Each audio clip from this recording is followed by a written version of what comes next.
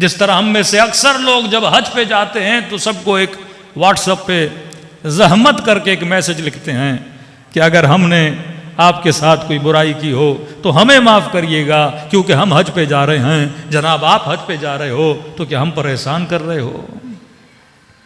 کیا یہ معافی کی بات کربلا جانے سے پہلے ہمیں یاد کیوں آتی ہے؟ حج پہ جانے سے ہمیں کیوں یاد آتی ہے کہ ہم حج پہ جا رہے ہیں، اگر کوئی غلطی ہوئی ہو تو معاف کر دیں، اور جناب نے اگر رپلائی میں لکھ دیا میں معاف نہیں کرتا تو کیا آپ اپنا حج کینسل کر دو گے؟ اگر مجھے خبر ملے کہ 3 دن کے بعد میں دنیا سے جانے والا ہوں، کیا میں اپنے سارے پلانز کینسل نہیں کروں گا؟ وہ اپنی میٹنگز کینسل نہیں کروں گا؟ وہ پابندی کے ساتھ جو ڈرامے دیکھتا ہوں یا دیکھتی ہوں کیا ان کو کینسل نہیں کر دوں گا کہ نہیں بھائی 3 دن زندہ ہوں، اب یہ اچھائیاں کروں، اب یہ کام کروں؟